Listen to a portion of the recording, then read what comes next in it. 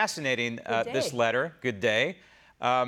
Because to me, it reeks political partisanship. And clearly, what this letter is trying to do on behalf of the Democrats on Capitol Hill is to try and delay this confirmation process and any vote to beyond October 1st. What is October 1st? Well, it's the first Monday in October. And that would mean that Kavanaugh would not be seated to decide any of these cases. It would be a 4-4 court, and many of these cases would then defer to the lower courts, which we know, Victoria, has been stacked by the previous president, Barack Obama. Well, delay is only one of their goals, Bram, just one. Then they want to take over the Senate and deny the president anybody that's at all conservative. But here's the really chilling thing that is part of their goal, and that is to send a message to anybody who's thinking about going through this process, this nomination process. Beware, because we probably can find another person to make a false accusation about you. Where are we? That there's no corroborating witness. She can't tell when or where. And yet the Democrats are crying that they need an investigation. Look, I walk into the FBI office and I say, 36 years ago, somebody really almost raped me, but I got away. And I can't remember where it was, and I'm not sure when it was, but would you please investigate it?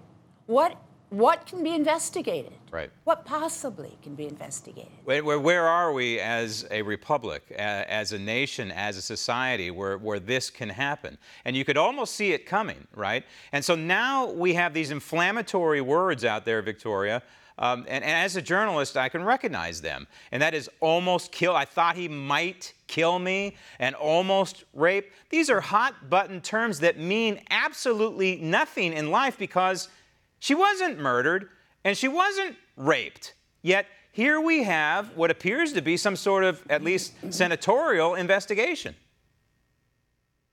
Well, let me tell you how the process is supposed to work, because I used to work up there, and I did some hearings in my life. And when I was a deputy assistant AG, I had to look at background checks of people that we were considering hiring. Allegations like this are not unusual, especially when somebody's in the public eye. People come forward. They say all kinds of weird things. When there's sensitive allegations like this, not like he backed out of a contract, but something like this of a sexual nature, it is kept private. It is never made public.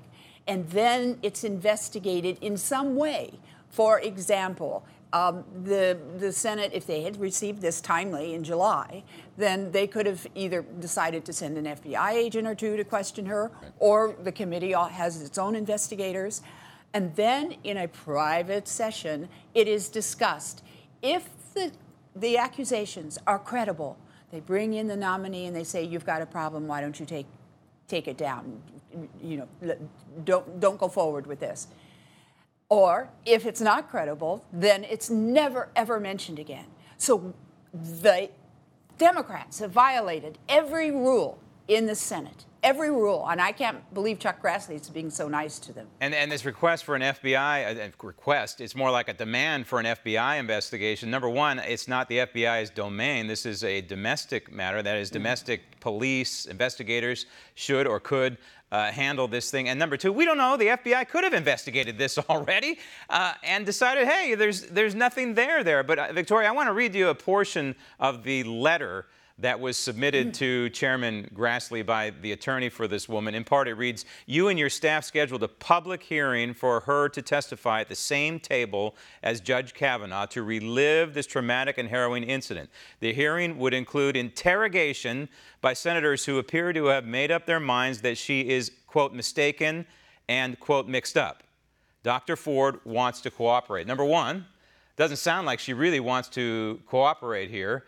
But she wants to drive the agenda. Number two, this is not an interrogation. This was proffered by the Democrats. It seems as though Dianne Feinstein and company want this woman to tell her story, so it's not an interrogation, at least not yet. But it also appears to me, when you read between the lines of this letter, that they're trying to attack the people, attack the process, the constitutional process, and, of course, drive the timing of all this. Well, it was the Democrats who made it public, and now they're upset that it's public, for goodness sake. And when you talk about the constitutional process, an accused person has an absolute right in our system, which has worked pretty well for us so far, to question. The right of confrontation of a witness is in the Constitution. How could the Democrats see they're trying to preempt it? Oh, don't you Republicans, because you're really not good at it, and they aren't, Graham. We all know that. Don't you be nasty to this poor little woman now. Don't ask any questions. She's not supposed to be questioned. That's not the way our system works. No. If you're making an accusation, then it has to stand. Want to see more videos like this?